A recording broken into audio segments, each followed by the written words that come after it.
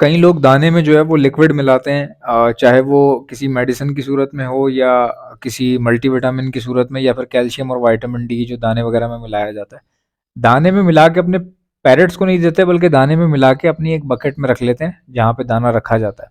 तो वो दाना ज़्यादा होता है। वो होता ये है कि उसमें से निकाल निकाल के डेली बेसिस पे यूज़ करना होता है। उसमें कोई भी चीज़ अगर आपने मिलाई है, कोई टैबलेट मिलाई है, कोई आपने फिश ऑयल मिलाया है या जो भी चीज़ आपने मिलाई है, तो अब आप अपने बर्ड्स को तो देते हैं, लेकिन प्रॉब्लम ये आती है, लोग ये कहते हैं कि यार जब भी हम कोई चीज़ मिलाते हैं ना तो हमारा दाना 5 दिन बाद ना जुड़ने लग जाता है, मतलब कि सख्त हो जा मिल जाता है, बेसिकली जुड़ जाता है, उसमें फंगस आ जाती है।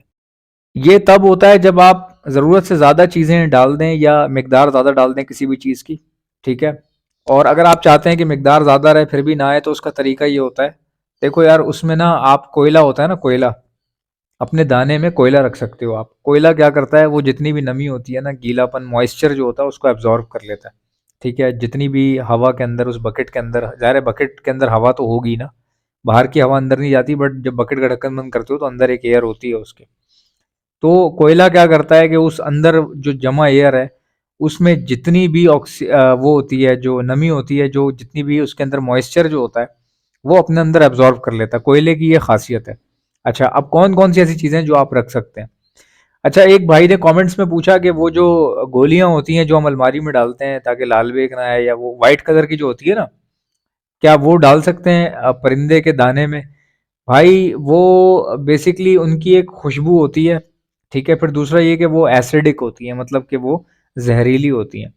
तो अगर आप उनका इस्तेमाल करना चाहें, जो कि मैं आपको नहीं प्रेफर करूंगा कि आप वो इस्तेमाल करें, आप बिल्कुल भी इस्तेमाल ना करें, लेकिन कोई अगर इस्तेमाल करता भी है तो मैंने देखा है कि वो कपड़े में डाल के इस्तेमाल करते हैं। बेसिकली एक दो गोली होती है, उसको, दो गोली को कपड़े के अंदर लपेटा जाता है और उसके ऊपर धागा बांध दिया जाता है, फिर उस पे एक कपड़ा और उस पे लपेटा जाता है, ताकि वो जो गोली है वो दाने के साथ कांटेक्ट में ना आ सके, क्योंकि वो एसिडिक होती है। अगर गोली का हल्का सा ज़र्रा भी झड़ जाए दाने के अंदर और खुदा ना खास्ता वो बर्ड खा ले, तो जाहिर सी बात है नुकसान हो सकता है। तो मेरा भाई उससे बहुत बेहतरीन तरीका ये है कि आप अपने दाने के अंदर कोयला रख दिया करें, कोयले के पीसेस ले आएं, वो रख दें आप। बहुत बड़ा बकेट है, बहुत ही बड़ा है, अगर आपका 50 किलो का बकेट है तो 3-4 पीस आप कोयले के डाल दें, ठीक है। और छोटा बकेट है तो 2-3 भी डाल सकते हैं आप, मर्जी है आपकी, ठीक है। जितने आप ज़्यादा कोयले के पीसेस डाल देंगे उतना आपके लिए बेहतर हो जाएगा। बड़े पीसेस डाले जाते हैं, मोटे, थोड़ा वजन हो उनका। अच्छा, कोयला जो है वो एब्जॉर्ब कर लेता है ह्यूमिडिटी वगैरह। इसके अलावा क्या किया जा सकता है, इसके अलावा देखो कुछ ना पौधे ऐसे होते हैं जो कि जरासीम ख़त्म करते हैं, जैसे नीम के पत्ते हो गए। अक्सर लोग अपने दाने के अंदर नीम का पत्ता डाल के फिर ढक्कन ढकते हैं, वो भी एक बहुत अच्छी चीज़ है, बिल्कुल सही है, वो भी आप इस्तेमाल कर सकते हैं। अच्छा, मैं क्या करता हूँ, मैं अपने पास अपनी बात बताऊँ अगर आपको, तो मैं क्या करता हूँ, देखिए मैं कोयले का इस्तेमाल करता हूँ, बहुत अच्छा रिजल्ट है, बहुत बेहतरीन रिजल्ट है। इसके अलावा मैं कड़ी पत्ते का इस्तेमाल करता हूँ, वो भी अच्छा है, वो भी बेहतरीन है। कोयला भी डाल दें, कड़ी पत्ता भी डाल दें, कोई इतना बड़ा मसला नहीं है। तो अगर आप इनसिक्योर फील कर रहे हैं या आपको ट्रस्ट नहीं हो रहा कि भाई कोयले से काम हो सकेगा या किसी एक चीज़ से हो सकेगा, तो आप सारी चीज़ें डाल दें, ठीक है।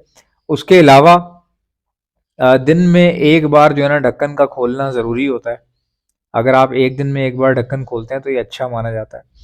और ढक्कन खोलने के बाद अपनी बाल्टी को थोड़ा सा आगे पीछे करें, हिलाएं, दाना एक जगह नीचे जो पड़ा हुआ है वो नीचे पड़ा ना रह जाए।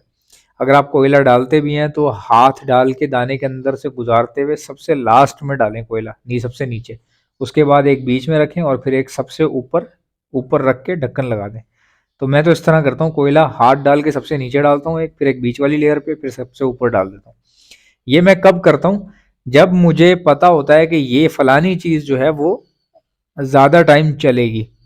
क्योंकि मैं तो दाना सप्लाई करता हूँ, और जिस बंदे का दाने का ढक्कन डेली बेसिस पे खुलता हो और उसमें से दाना निकाला जाता हो, उसका दाना कभी ख़राब नहीं होता या कभी उसमें फंगस नहीं आती, कभी किसी किस्म का मॉइस्चर नहीं आता। मॉइस्चर सिर्फ उसके पास आता है जिसने दाना गर्म जगह पे रखा हुआ हो, दीवारों के अंदर या धूप में रखा हुआ है, बहुत तपिश पड़ रही है, तो उनके पास ये ह्यूमिडिटी का मसला आता है। वरना अभी इस वक्त जो मौसम चल रहा है, इस वक्त इतना कोई ज़्यादा मसला नहीं है। लेकिन फिर भी कुछ लोगों के पास जगह ऐसी होती है, देखें आने को तो किसी के पास भी कभी भी ये इशू आ सकता है, तो मैं आपको बता रहा हूँ। अच्छा, इसके अलावा इशू क्या आता है, सिर्फ नमी का नहीं आता, तितलियाँ हो जाती हैं, दाने में जाला बन जाता है। वो कैसे बनता है, बेसिकली तितली होती है एक, आप अक्सर आपने किचन में देखी होगी, आटे का ढक्कन खोलते ही निकलती है वो तितली क्या करती है, वो अंदर ना अपना बैक्टीरिया छोड़ देती है, लार्वा छोड़ देती है दाने के अंदर।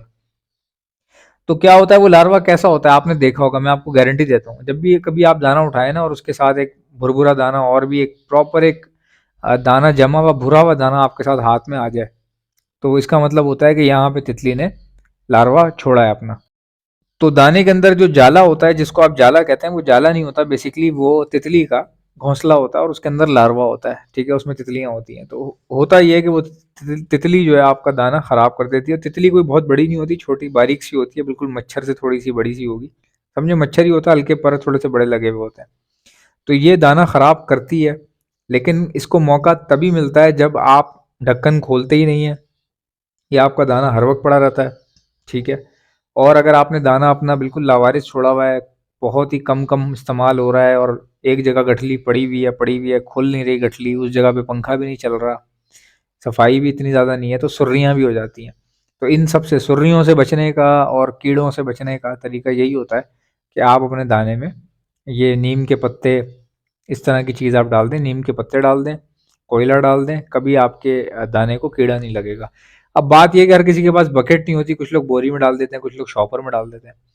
तो जो शॉपर वाले हजरात हैं उनको खतरा ज़्यादा होता है, दाना उनका जाला बन जाता है। शॉपर में कोशिश करें ना रखें, कोई एक बाल्टी ले आएँ ढक्कन वाली, ठीक है, दाना अपना जो भी लाएँ शॉपर के अंदर, उससे उसको बाल्टी में ट्रांसफ़र कर दिया करें। ये तरीका होता है दाना रखने का, और दाने की जो क्वालिटी होती है वो मेंटेन रहती है। जब किसी दाने पे नमी आ जाए, कीड़ा लग जाए, तो कहीं न कहीं इंसान के दिल में एक शक व शुबहात होते हैं कि यार मेरा दाना ख़राब हो गया, ये हो गया। आप बर्ड्स को खिला सकते हैं, उसमें कोई प्रॉब्लम नहीं है, अगर आपके दाने में कीड़ा लग गया भाई, तब मैंने शुरू-शुरू में, मैं आपको बता रहा हूँ, मैंने जब अपने घर में कॉकटेल रखे हुए थे, तो दानों को सुर्रियाँ लग जाती थी, लेकिन मैं दाना, सुर्री से भरा हुआ दाना डाल देता था अपने तोतों को, तो वो खा लेते थे, सुर्रियाँ अपने अपने रास्ते निकल जाती थी, जहाँ जाना होता था उन्होंने। तो या तो आप अपना बंदोबस्त कर लो, ठीक है, दवाई लगानी है दाने में, दवाई लगा दो। जो दवाई कौन सी होती है भाई, कैल्शियम और विटामिन डी लिक्विड जो होता है, ये लोग अक्सर दाने में डाल के इसको मिक्स कर देते हैं। कैप्सूल वगैरह होते हैं फिश ऑयल के, वो दाने में मिलाते हैं, ब्रीडिंग सीजन के दौरान ज़्यादा इस्तेमाल होती हैं इस तरह की चीज़ें। तो वो आप खुल के मिला सकते हैं, इस्तेमाल भी कर सकते हैं, और इंतज़ाम के साथ, इंतज़ाम मैंने आपको ये बता दिया, या तो ये इंतज़ाम कर लो, या फिर रोना धोना छोड़ दो, या फिर कम दाना लिया करो, ताकि इतना ज़्यादा टाइम पड़ा ना रहे आपके पास। कम से मुराद ये है कि, अच्छा, अब इसमें ये भी है ना कि दाना महंगा हो रहा है तो कई लोग ज़्यादा ले लेते हैं, तो भाई ज़्यादा लेने वाले को बहुत फ़ायदा है, ये बात सच है। ज़्यादा दाना लेने वाले को फ़ायदा है, क्यों? क्योंकि भाई रेट जो है वो अगर ऊपर जाना है अगले महीने, जो कि हमेशा मैं देख रहा हूँ 5, 10, 10, 15 इस तरह ऊपर हो जाता है रेट, तो जो बंदा 50-60 किलो, 80 किलो लेता है, तो उसको ज़ाहिर है बचत हो जाती है। 80 किलो से आप मल्टीप्लाई करवाएं ज़रा, 20-20, 30-30 रुपये, बहुत फ़र्क आ जाता है। बाय द वे, दाना मैं सिर्फ कराची में सप्लाई करता हूँ, और दाना लिख के आप मेरे व्हाट्सएप पे सेंड कर दें, कराची में 40-50-60 किलो, 80 किलो जितना भी चाहिए आपके घर पर आएगा। अब दाना ऑर्डर कैसे करना है वो आपको इस अगले वॉइस क्लिप में सुनाई दे देगा कि ऑर्डर करने का तरीका क्या है। जैसा कि आप जानते हैं, ब्रीडिंग सीजन आ चुका है। अगर आप में से किसी को बर्ड्स के लिए ब्रीडिंग मल्टीविटामिन चाहिए तो आप ऑर्डर पर मुझसे मंगवा सकते हैं। मैं all over the Pakistan supply करता हूँ। ऑर्डर करने का तरीका बताता हूँ, पहले सुन ले मेरे पास क्या क्या चीजें हैं। हमारे पास ब्रीडिंग मल्टीविटामिन है, calcium plus vitamin D liquid है, प्रोटीन लिक्विड है, हमारे पास इलेक्ट्रोलाइट्स होते हैं, हमारे पास गर्मी बहुत ज्यादा है, बर्ड्स को इलेक्ट्रोलाइट्स की जरूरत पड़ती है, तो ये भी आपको हमारे पास से मिल जाएंगे। बच्चों को, चिक्स को बचाने के लिए डॉक्सीसाइक्लिन का इस्तेमाल किया जाता है, ये भी आपको हमारे पास से मिल जाएगी। और खाली चिक्स को बचाने के लिए नहीं, ये सेहतमंद बर्ड्स को दी जाती है। अपने पूरे सेटअप पे 6 दिन का कोर्स करवाया जाता है हर महीने, तो ये बहुत अच्छी होती है। और कोई बर्ड बाहर से लाए तो उसको भी समझ लीजिए जरासीम से पाक करने के लिए, या बैक्टीरियल इन्फेक्शन अगर वो अपने साथ लाया है तो उसको खत्म करने के लिए भी यही 6 दिन का कोर्स करवाया जाता है डॉक्सीसाइक्लिन का। अब अगर कोई बर्ड बीमार हो चुका है, कोई बीमारी आ गई है, मिसाल के तौर पे नज़ला, खांसी, मोशन, बुखार या सोकड़े की बीमारी हो रही है, आंखें सूज रही हैं, बर्ड कमजोर हो रहा है, तो ऐसे वायरल लगने के बाद हार्ड एंटीबायोटिक का इस्तेमाल किया जाता है, ये भी आपको हमारे पास से मिल जाएगी। एंटीलाइसिस स्प्रे, जो जुओं के लिए परिंदों के ऊपर स्प्रे मारा जाता है, उनकी जुएं खत्म हो जाती है लेकिन परिंदे को कुछ भी नहीं होता, ये भी आपको मेरे पास से मिल जाएगी।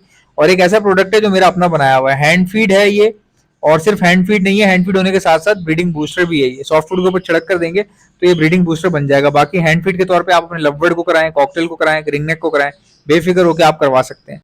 हैंड फीड करवाने वाले इंजेक्शंस और उसके आगे लगने वाली स्टेनलेस स्टील की नोजल्स, ये भी आपको हमारे पास से मिल जाएंगी। ऑर्डर करने का तरीका क्या है, इनमें से कोई भी चीज चाहिए उसका नाम लिखकर सेंड कर दीजिए मुझे मेरे व्हाट्सएप के ऊपर। मेरा व्हाट्सएप का नंबर है 0327231040। इंशाल्लाह मिलते हैं नेक्स्ट वीडियो में। वीडियो को लाइक ठोको, चैनल को सब्सक्राइब। अल्लाह हाफिज।